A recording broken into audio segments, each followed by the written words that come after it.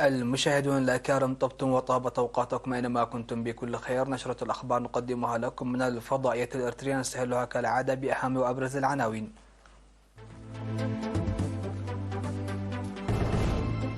وزارة التعليم تجري تقييما ركز على جودة ونوعية التعليم. مجلس الإقليم شمال البحر الأحمر الشعبي يعقد اجتماعه الدوري 19. الأسر الناشطة في تربية النحل وصيد الأسماك في مدينة قلنفع تصل إلى مستوى جيد. معطل 3 أشخاص وإصابة أكثر من 200 في حريق ضخم في العاصمة الكينيا نيروبي.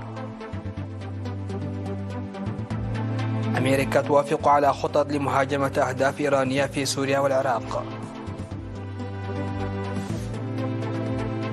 والاتحاد الأوروبي يوافق بالإجماع على مساعدات لأوكرانيا.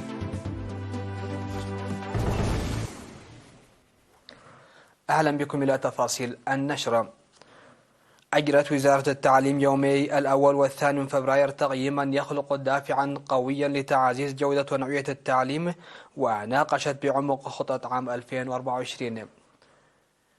وقدمت أقسام الوزارة قسم التعليم الكبار والإعلام والإدارة والمالية والتعليم والتدريب التقني والمهني والتعليم العام والبحث وتنمية الموارد البشرية وكذلك التعليم والمساحة وتكنولوجيا المعلومات والاتصالات وغيرها تقاريرها وخطط عملها.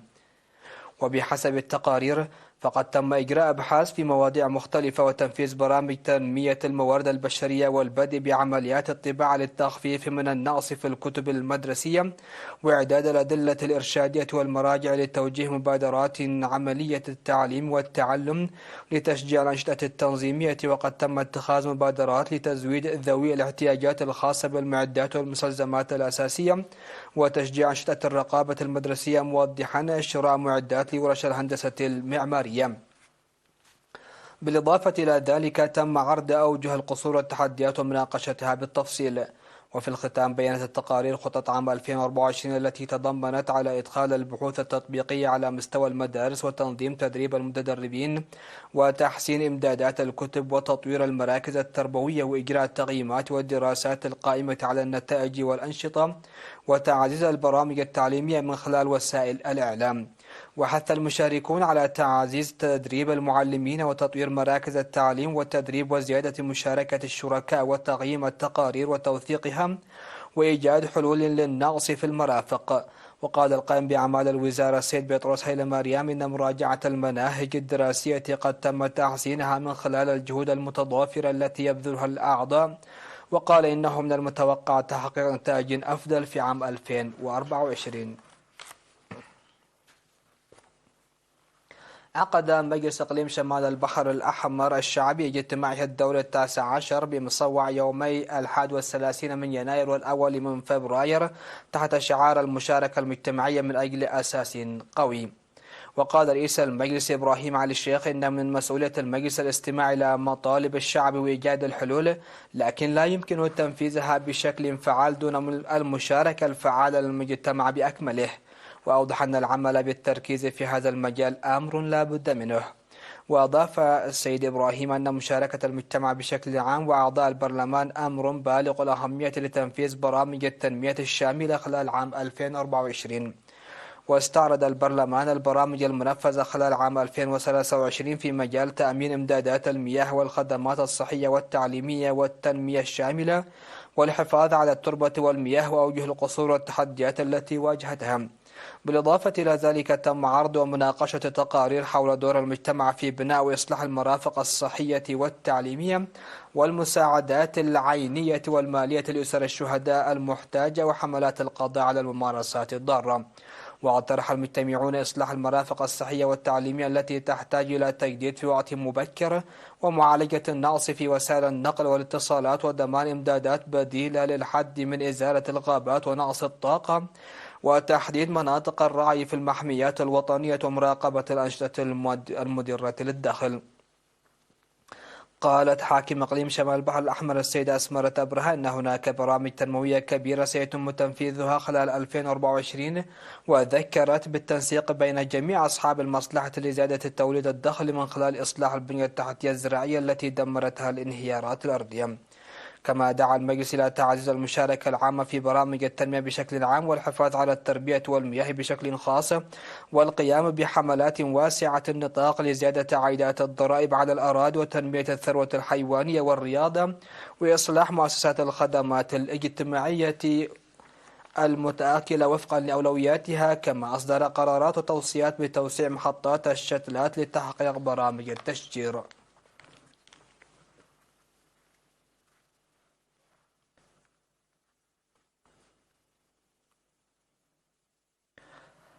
ذكر فرع الجمعية الوطنية للمحاربين المعاقين القدامى في إقليم عنسبة خلال تقييم أجرى في مدينة كرم في 31 من يناير أن برامج تسريح المحاربين المعاقين القدامى في إقليم عنسبة ظلت تحقق نتائج مشجعة.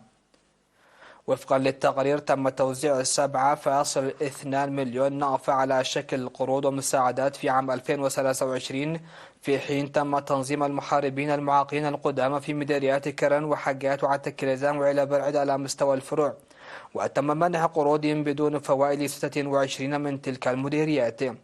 بالإضافة إلى ذلك تم توزيع حوالي نصف مليون قرض نقف على 50 عضوا يعملون في مجال الإنتاج الحيواني وتنمية البساتين والمخابز والطواحين والعربات وغيرها من الأنشطة، ويهدف ذلك إلى تحسين حياة المعاقين. وقال التقرير أن استخدام مركز النشاط البدني الذي تم إنشاؤه للحفاظ على صحة المحاربين المعاقين القدامى ليس جيدا كما ينبغي، داعيا أعضاء الجمعية للاستفادة الجيدة من الفرص المتاحة لهم. وقال رئيس الفرع السيد الشمولي ولد قرقيش أن الجمعية تنفذ أنشطتها بدعم وتعاون من الحكومة والشركاء العاملين، مؤكدا العمل بتنسيق أفضل في المستقبل. وفي الختام أوضح التقرير بأن إجراء مسح للأعضاء وأوضاعهم ومواصلة توزيع القروض وسداد القروض المقدمة والقيام باستثمار لتوسيع البرامج في الفروع هي من ضمن خطط العمل لعام 2024. واطرح المشاركون ضرورة دمج الأشخاص ذوي الإعاقة الذين لا يشاركون في الجمعية، وينبغي توفير التدريب للأشخاص ذوي الإعاقة الذين يدخلون الأنشطة التجارية، ويجب أيضا إجراء مسح على المحاربين المعاقين القدامى وضرورة أخذ الرسوم العضوية على محمل الجد. وقال المدير العام لقسم الخدمات الاجتماعية بإدارة إقليم عنسبة العقيد في السهاسون قرمين المساعدة ستستمر في تحسين معيشة قدماء المحاربين، مناشدا العمل الهادف إلى إتاحة فرص تتسم بالفوائد الكثيرة لهم. ويضم فرع عنسبة للجمعية الوطنية لقدامى المحاربين المعاقين 2285 عضوا، من بينهم 349 عضوا.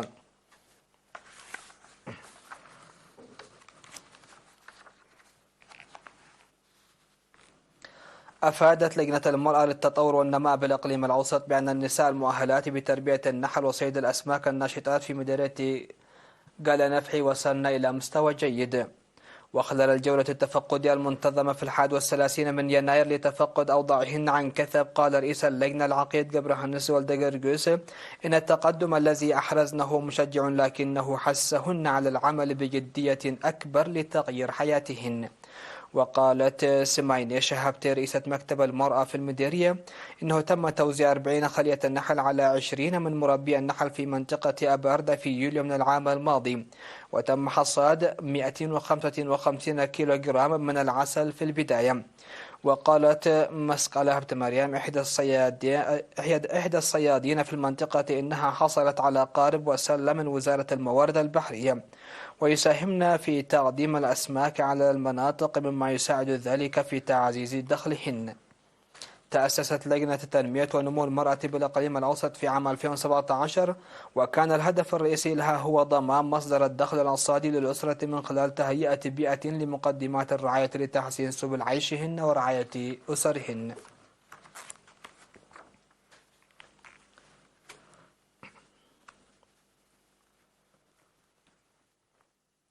تساهم النساء في أسمات في تلبية طلب السوق وتأمين العرض.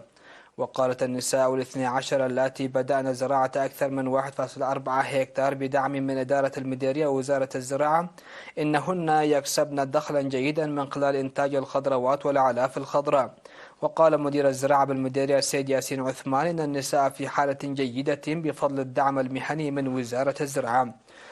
وفي الختام حثهن على أن يكون قدوة للنساء الأخريات من خلال الارتقاء بالتقدم الذي بدأنه إلى أعلى مستوى.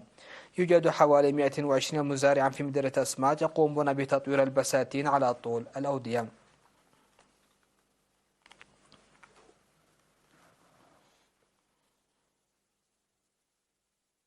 مشاهدينا الأكارم، كانت هذه الأنباء الداخلية. فاصل قصير ومن ثم نعود لمتابعة الأنباء على الصعيد العالمي.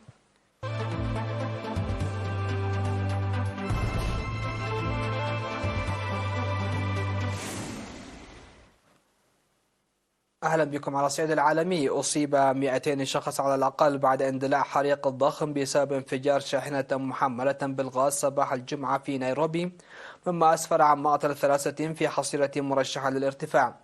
وقال المتحدث باسم الحكومة إسحاق مغورة إن شاحنة مجهولة الرقم ومحملة بالغاز انفجرت، مما أدى إلى اشتعال كرة نارية ضخمة وتسببت اسطوانة غاز طارت بفعل الضغط نحو شركة أورينتال جوداون بتدمير مستودع للملابس والمنسوجات. وقال ويسلي كيميتو قائد شرطة حي إمباكاسي حيث وقعت الانفجارات إنه تم تأكيد وفاة شخص بالغ وقاصر صباحا، وقد يرتفع العدد خلال النهار. ووقع الحادث حوالي مساء في منطقة مراد بحي إمباكاسي في نيروبي، وتسببت كذلك أضرارا بالعديد من المركبات والنباتات والبنايات. وأكدت السلطات الكينية السيطرة على الحريق، فيما تعرضت المباني لأضرار بالغة. وأثار اندلاع الحريق قرب المنازل السكنية تساؤلات حول التخطيط العمراني للمدينة، كما اتهم مسؤولون في حكومة المقاطعة بتلقي رشاوى للتغاضي عن القوانين واللوائح القانونية للبناء.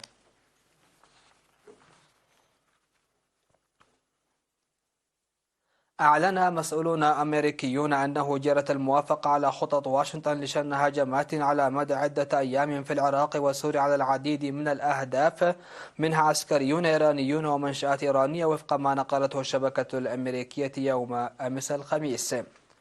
وكانت الولايات المتحدة أعلنت أنها تستعد لشن ضربات انتقامية في الشرق الأوسط في أعقاب الهجوم بطائرة مسيرة الأحد الذي أدى إلى مقتل 3 جنود أمريكيين وإصابة ما لا يقل عن 40 جنديا في البرج 22، وهي قاعدة في شمال شرق الأردن ضرورية للوجود الأمريكي في سوريا المجاورة.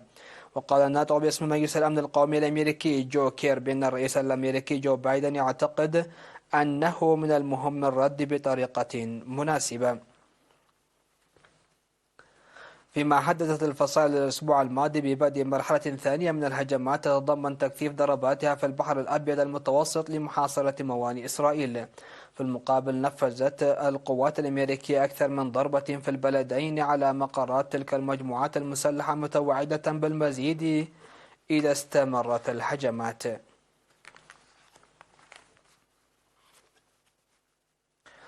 وافقت الدول الأعضاء في الاتحاد الأوروبي على حزمة مساعدات تزيد على 50 مليار يورو لأوكرانيا بالإجماع في قمة استثنائية عقدت في العاصمة البلجيكية بروكسل أمس الخميس، بعد محاولات جرت في الساعات الأخيرة لإقناع المجر التي تمنعت عن الموافقة سابقا.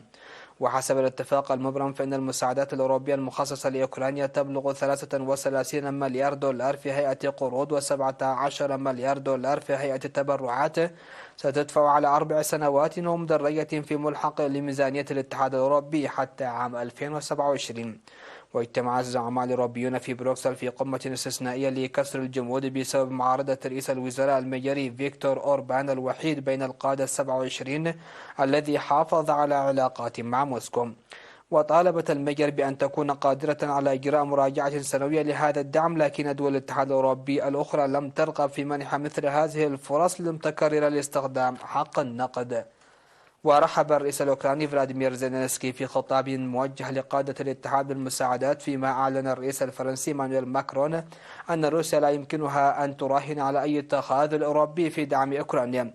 وعلقت رئيسة المفوضية الأوروبية أورسولا فون دير لاين بالقول أنها رسالة قوية إلى الرئيس الروسي فلاديمير بوتين وأيضا إلى الولايات المتحدة، حيث لا تزال مساعدات مالية جديدة لأوكرانيا عالقة في الكونغرس. الخبر الأخير في هذه النشرة: قال الرئيس الأسبق لجهاز الأمن الداخلي الإسرائيلي الشباك كيرمي جيلون إن الحرب في غزة انتهت وأن إطلاق النار قد يتوقف لمدة تصل إلى 5 أو 6 سنوات.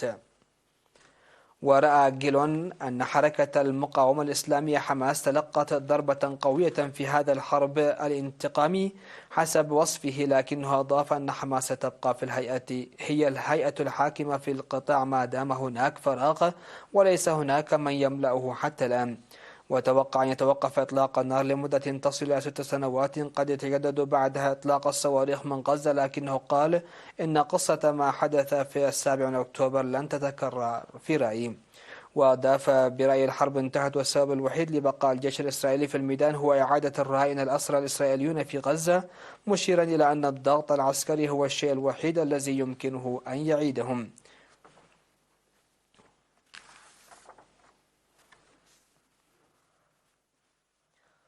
مشاهدينا، نختم نشرة هذا المساء بذكر أهم وأبرز العناوين.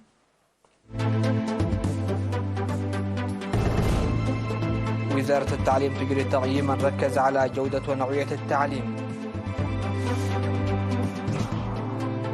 مجلس إقليم شمال البحر الأحمر الشعبي يعقد اجتماعه الدوري 19. الأسر الناشطة في تربية النحل وصيد الأسماك في مدينة قلعة نفعي تصل إلى مستوى جيد. معطل 3 أشخاص وإصابة أكثر من 200 في حريق ضخم في العاصمة الكينية نيروبي. أمريكا توافق على خطط لمهاجمة أهداف إيرانية في سوريا والعراق. الاتحاد الأوروبي يوافق بالإجماع على مساعدات لأوكرانيا.